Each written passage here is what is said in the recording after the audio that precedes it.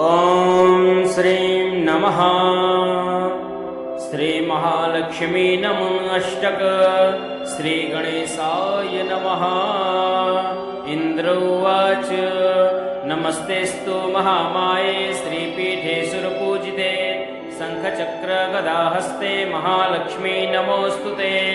नमस्ते गरुडारूढे कोलासुरभयङ्करे कुमारी वैष्णवी ब्रह्मी महालक्ष्मी नमोऽस्तुते। सर्वज्ञे सर्ववरदे सर्वदुष्टभयङ्करे सर्वदुःखहरे देवी महालक्ष्मी नमोऽस्तुते। सिद्धबुद्धिप्रदे देवी भुक्तमुक्तिप्रदायिनी मन्त्रमूर्ते सदा देवी महालक्ष्मी नमोऽस्तुते।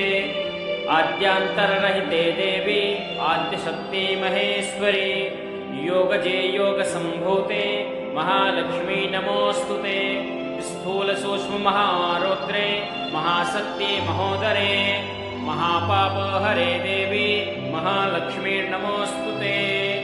पद्मासनस्थिते देवी परब्रह्मस्वरूपिणी परमेशी जगन्मातर महालक्ष्मी नमोऽस्तुते।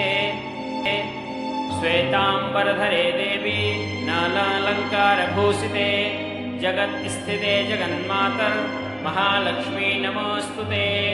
महालक्ष्म्याष्टकस्तोत्रं यः पठेत् भक्तिमान् नरः सर्वसिद्धिमवाप्नोति राज्यं प्राप्नोति सर्वदा।